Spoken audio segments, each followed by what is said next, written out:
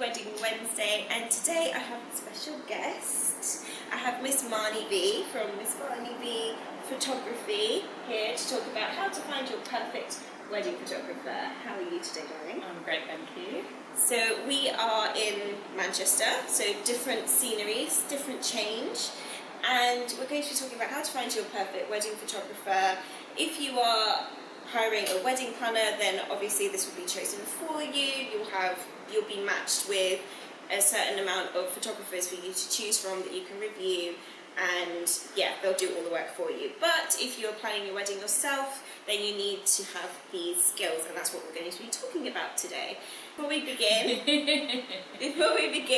why don't you click that subscribe button for more wedding tips every single Wedding Wednesday, and yeah, let's get into it. So welcome to the Nulyweds channel. Thanks for having me. So first of all, what do you do? How do you do it? Why did you become a photographer? All that jazz. Okay, so many questions. I became a photographer because I fell in love with photography when I was about 15 and haven't really looked back since. And I've been a professional wedding photographer for 3 years now. And I didn't think I would love shooting weddings, but I really, really do. They're just like so high energy and full of love and full of joy, and it's just like a bunch of lovely, happy people having a good time together, and then people get drunk on the dance floor and I take photos of them, and what more can I want, really? That's awesome. I love your passion, and I will link Marni's website and portfolio and everything below, because you'll see that passion through her work as well, which is why I absolutely love her. So we're going to start with, where should you be looking for your wedding photographer? I would say 3 main places to look are wedding blogs. They're great. They normally only select the best photographers. You know, weddings, they are very selective with what work they feature. They have a strict submissions process where it's only top quality work. So if you want, quality photographers, that's a good place to start looking. You also get to see different types of weddings and get a feel for, what kind of weddings look shot by certain different photographers, etc. The second place I would say is Instagram, because we're all on Instagram. If you follow this channel, then you definitely know. Hashtags are there for a reason. Search those hashtags and get a feel for different photographers' styles. You'll see the way people edit and the way they approach similar things. So that's a great second choice. And third place would be Google, but don't go straight in with a very generic London wedding photographer, or don't be generic about it. Be more specific, and maybe leave off location as well, because there are some most photographers will travel across the UK as well. So you're better off searching if you want a luxury wedding photographer, or documentary style wedding photographer, or search by venue. If you'd like to have someone who's worked at that venue before, then search by venue and see what comes up. That way you can see what their work looks like at your venue already. Being more specific gives you a better idea of what's out there and what's going to cater to your needs. That's a really, really good tip. And you can also actually ask the venue that you've already booked if they know of any photographers, or have any preferred photographers, and you can have a look at their websites and see if you like them as well. Actually, funny, while you're saying that, a venue I was at a few weeks ago said that they always tell their couples to look on their Instagram, because those are normally their favourite photographers. Oh, that's really interesting. I've never had that before, but that one particular venue was just we told them to just have a look at the venue, and then they already know, they've already got that guarantee that it's going to look the way it looks, I guess. Oh, fabulous. That's a really good tip. I haven't heard that one before, so that one's, really, really good tip. So, now that you have found the sources, how do you make a shortlist? How do you review each website to make a shortlist of the ones that you want? Start by looking at their portfolio to get a feel for their work, and their portfolio is very curated, and it will be all of their favourite images, and it should be a very good, solid idea of like their style, the way they edit, the way they approach each subject, and then from there have a look at least one blog post, because that way you get a feel for the way they shoot the day, the way they capture the day, because a curated gallery of images is not necessarily going to have everything in it, from bridal prep to dancing. It might not even include the dancing. A lot of photographers will have it set up into different categories, so some photographers will have their blog split into like barn weddings or urban weddings or warehouse weddings, and that's another good way that they're showing you like, this is how weddings in this situation look. So use that tool. It's there for you. Use that tool. So we've looked at our portfolio, we've looked at the blog. Look at their About Me page, because even if they're a rubbish writer like I am, their About Me page will be full of personality, full of the things that they love, and little, like my About Me page is full of random facts about me, and it's just, lots of photographers do this so that you can get a feel for who they are, what they like, whether or not you gel, because you're going to have someone with you for like up to 12 hours on your wedding day, and you can only do this once. Even if you remarry, it's still once with that person. probably. So you want a person there to feel like almost like an extra guest. You want someone who's really going to fit in, and you're going to have fun with, and you're going to, most importantly, get on with. You don't want someone who you're not going to get on with. There's no point in that. So read their About Me page.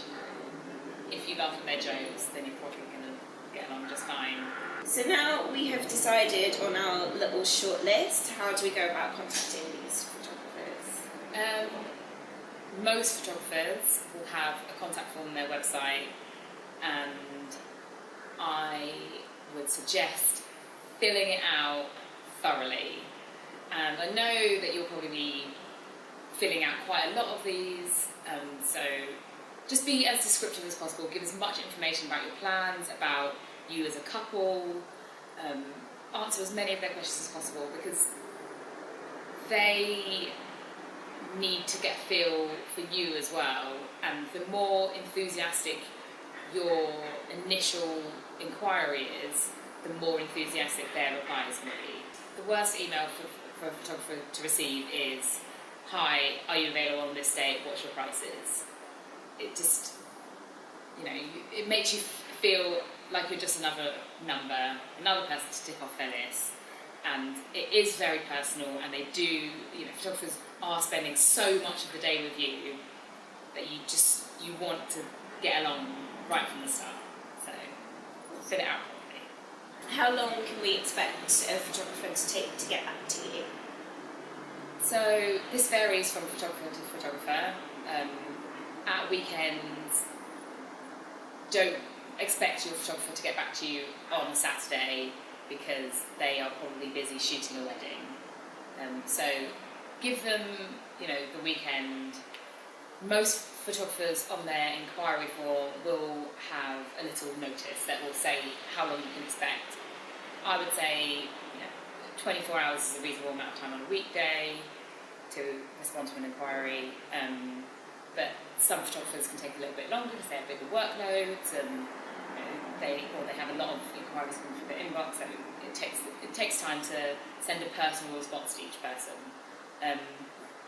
And make sure that response really is personal as well. Exactly. You don't want a generic bounce back email that says yes, I'm available. You want them to show their enthusiasm. Exactly. If it's been a little while and you haven't heard from them, check your junk mail. Yeah. Check your junk mail, because sometimes responses can end up in junk, especially if you're with Hotmail. And if you've checked that and there's still no response, then send them try and send them a direct email, because sometimes contact forms can be a bit faulty, and yours could go missed, and you don't want that, especially if you've really fallen in love with their work. Okay, so the photographer has gotten back to you, and now you're ready to meet them. So we're at the consultation stage. What advice would you give for the consultation stage? So for me personally, I like to meet my couples so that I can get to know them a bit better, so that we can interact in person and gel with each other, and so that they can feel the same way. Because seeing someone's website is different from seeing someone in person. So you want to get along with this person as much as possible. I cannot reiterate that enough. You must like them, okay? Yeah. You must like them. It's really important. You need to like everyone at your wedding. If they are your A-team, you need to make sure that you choose your suppliers really wisely. Totally. Also, come prepared with any questions you have that you feel might not have been addressed by like their frequently asked questions page, or anything on their website, or their booklet that their pricing booklet that they send out. Things like, do you do group photos? Because a lot of photographers who are documentary style don't put any group photos on their website, because that's not what they're about, but they do them because they are requested by like aunties and uncles and parents. They're important for family members to have. So it's not that they don't do them, it's just that you need to request them. Things like maybe questions about their editing style, questions about the way they approach the day, how many hours they'll do, where they go, etc. How long they've been doing it for, and just maybe little things that are not photography related whatsoever, just to get to know them a little bit more. It doesn't have to be an interview. Yeah. Because you're going to be working together at the end of the day, but it's just nice to have like a little chat and a coffee or a beer or whatever, and make sure that you're both on the same page, and that you want what they offer instead of you. Like, don't think of them as just a photographer, like we want these things, and they don't really seem like they do them, but I bet if we ask them, they'll be like, sure. Like, make sure you're both on the same page, and the service that they provide is the kind of service that you want.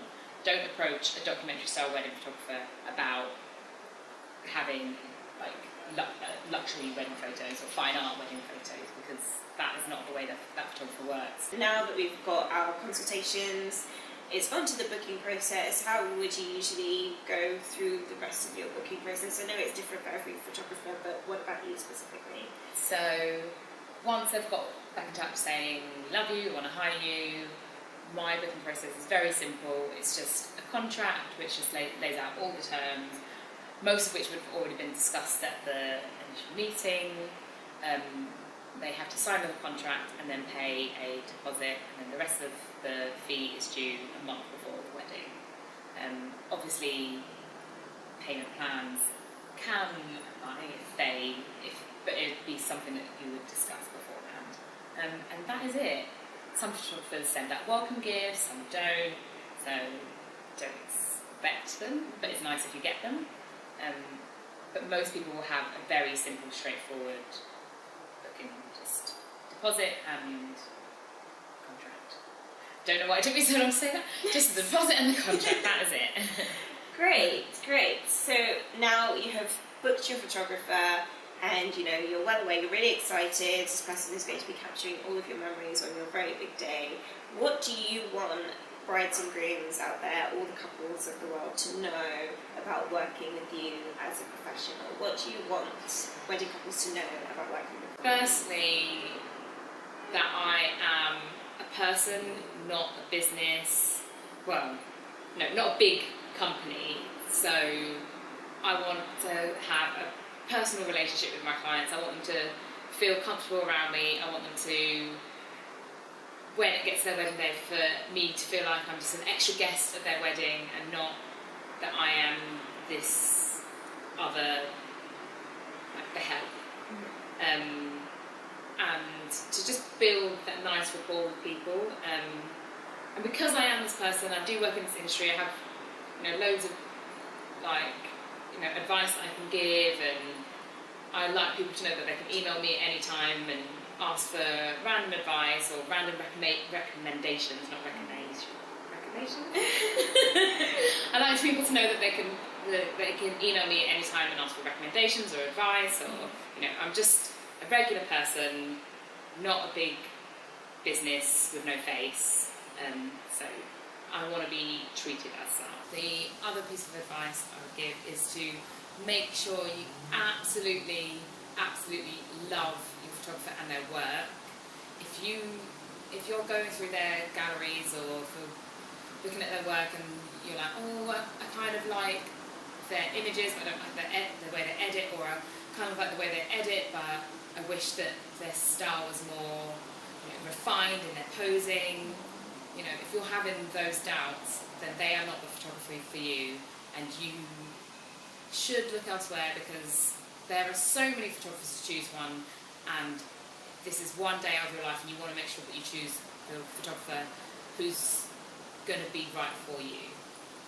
And the final thing I would say is just a tip: if anyone is particularly camera shy and they're quite nervous about having setting time aside for portraits and things like that, make sure you spend your day doing things together and interacting with each other and interacting with your guests as a couple rather than individually, so that your photographer has so many opportunities to get loads of really candid, natural photos of you two just being happy together. That will make their day and your day. Yeah, definitely. Yeah, and it shouldn't be difficult to do because you just got married, surely. Yeah. You like spending time with each other. other. Everybody just gets pulled in so many different directions by different family members, so it's really, really easy to end up spending so little of your day together, but it's the day that you had for your love of each other, so take that time and spend it together. Yeah. Lovely, that's amazing advice. Well, thank you so much for coming onto the Nulyweds channel. How can people find you?